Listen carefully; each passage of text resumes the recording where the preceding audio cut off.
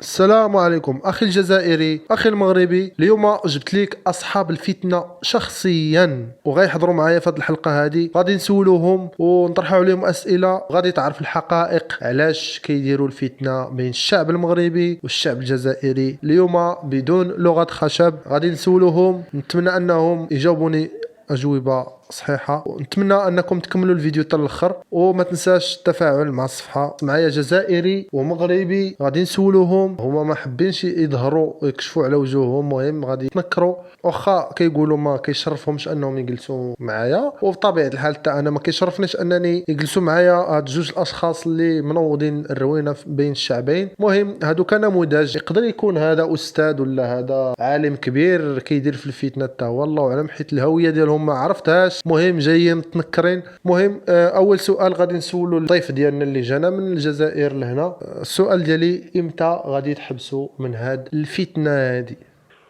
ما عمرها غادي تسالي هاد الفتنه مادام ان المشاهدين اللي كيشاهدونا متفاعلين معنا وكنصوروا على ظهرهم الملايين. علاش غنحبسوا؟ في نظرك علاش غنحبسوا؟ حنا ما عمرنا غنحبسوا، تيحبسوا هما، يعني تيحبسوا هما من التفاعل. ونتمنوا ان شاء الله ما يحبسوش، نتمنوا ما يحبسوش ويدعمونا، يدعموا الفتنه. هي ماشي فتنه وانما انتقادات، نتوما كتسموها فتنه، حنا كنسموها انتقادات وتطليعه. المهم مره اخرى كنقول لك ما كيشرفنيش انني نجلس معاك، وذاك الاخ المروكي هو السبب حتى جيت انا عندك هنا وجالس هنايا. الصديق ديالي هو المروكي اللي كما كتقولوا نتوما اللي كيدير معايا بنفس المحتوى ديال الفتنه. كثرت الهضره، واخا كنهضر بالدارجه المغربيه، انا حنا حافظين كل شيء اللغات ديال العرب. نفس السؤال غادي نسولو الاخ المغربي، امتى غادي تحبسوا من هاد الفتنه هادي؟ ما كيشرفناش اننا نجلسوا حداك هنايا، حيت انت هو اللي كتفرشنا وكتوعي الناس. حنا ما بغيناش شي حاجه اللي توعي الناس، لا من المغرب لا من الجزائر. والسؤال ديالك امتى غنحبسوا؟ حنا ما غاديش نحبسوا، حنا ديما كتشجعوا على الفتنه، حنا اللي كنترزقوا من الفتنه بهذا المصطلح هذا. وكاع الفروع ديالنا، حنا عندنا فروع في المغرب، عندنا فروع في الجزائر، وحنا كنشجعوا هذا المحتوى ديال الفتنه اللي كتقولوا عليه نتوما فتنه هو انتقاد كما قال الاخ. وامتى غيحبس؟ تيحبسوا الناس، وحنا ما بغيناهمش يحبسوا، بغيناهم يزيدوا يطلعوا النيفو شويه، ويزيدوا المغاربه يحقدوا على الجزائريين، بغيناهم يحقدوا نيت باش يزيد التفاعل. سؤال اخر غادي نطرحه على الاخ الجزائري، واش السياسيين هما اللي كيضغطوا عليكم؟ يعني واش هما اللي كيضغطوا عليكم انكم انت تقولوا ديك الهضره وتنتقدوا كما كتقولوا نتوما حنا كنسموها فتنه بين الشعبين؟ واش هما اللي كيخلصوكم ولا هما اللي كيدعموكم انكم تهضروا وتخرجوا بدوك الفيديوهات اللي منكم صحفيين، منكم اساتذه كبار، منكم ماشي مواطنين عاديين، وانما نتوما منكم بزاف تبارك الله، ماشي فئه قليله ولا فئات بسيطه ولا فئات وازنه كتهضر على هذا الشيء هذا ديال الفتنه. نتمنى انك تقول لنا الحقيقه، واش السياسيين هما اللي كيدعموكم؟ صراحة واش السياسيين هما اللي كيضغطوا علينا وكيصيفطونا؟ هو السياسيين كاينين، الذباب الالكتروني كاين. حنا ماشي من الذباب الالكتروني، هادوك صغر منا. حنا هما الفي اي بي الكبيرين، يعني الكبار، فهمتي؟ الذباب الالكتروني راه هذاك هو اللي كيساعدنا اننا نزيدوا من المحتوى ويطلع المحتوى ديالنا ويتشهر. يعني دوك اللي كتسموها نتوما فتنه، دوك الانتقادات ديالنا كيطلع هذاك الذباب الالكتروني. المهم السياسيين ما كيخلصوناش، الشعب هو اللي كيخلصنا. السياسيين ما كيعطوناش الفلوس، الشعب هو اللي كيعطينا. كيتفاعلوا معنا في الفيديوهات ديالنا. والسياسيين ما عمرهم، بالعكس ملي كنشوفوا رد فعل من السياسيين ديالنا كنزيدوا نطلعوا من الفتنه اللي كتقولوا نتوما، وكنتقدوا. حنا كنتقدوا، ما كنديروا لا فتنه لا والو. ومره اخرى كنقول لك ما كيشرفنيش نجلس حداك هنا.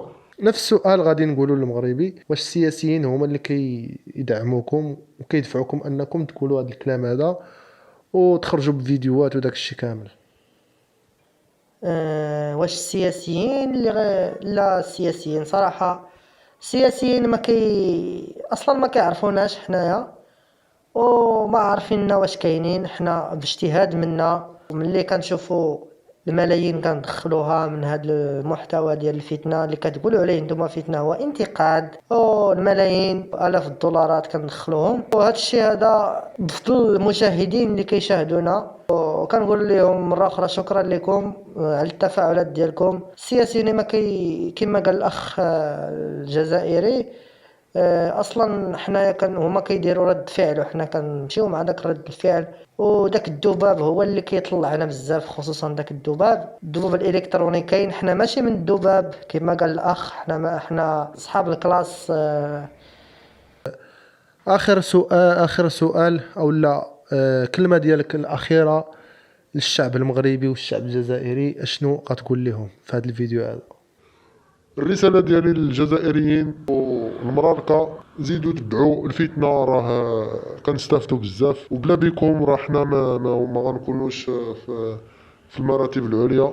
ومرحبا بأي واحد بغى يحل قناة ولا بغى يدير شي موضوع انتقادي اللي كتسميوه نتوما فتنة، حنا غنساعدوه وغنشدو بيديه حتى يوصل ان شاء الله. وديما حنا كنساعدو القنوات الصغار، كنصيفطوا لهم دوك الذباب الالكتروني كيتفاعلوا معاهم باش يطلع للناس اللي.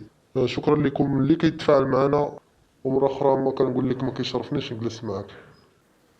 نفس سؤال اخي المغربي، شنو هي الرساله ديالك للشعب المغربي والجزائري، وشنو الرساله اللي غتقول لهم؟ الرساله ديالي للجزائريين ولا المغاربه، الرساله ديالي نقول لهم بقاو هكاك، لا ما تسمعوش لهذا الشخص هذا، ما تسمعوش ليه. راه حنا هما اللي حق، حنا كنتقدوا ماشي كنديروا الفتنه، حنا غير كنتقدوا. وبحال هذا الميكروب هذا اللي حدايا هذا اللي كينتقدنا ديما صراحه. هذا الاخ هذا الاواخر خرج علينا بزاف، من ما بقاش كيتفاعل معنا، ما بقى والو. داكشي علاش كنطلبوا منه انه يعتزل، وما بغاش يعتزل. وصراحه عينا ما نديروا معاه، الجمهور ديالو قوي ومرحبا كما قال الاخ الاخر، مرحبا باي واحد بغى ينضم لينا، حنا غنساعدوه وغيضرب معنا الفلوس. ومهم يكون معنا في صفنا ويوقف في صفنا. ديما الفتنه كما كتقولوا. حنا كنفتخروا اننا نكونوا من الفتانين. الهم الوحيد ديالنا هما الفلوس. لا عزاء لاصحاب القلوب البيضاء. ديما الفتنه والله يعاون.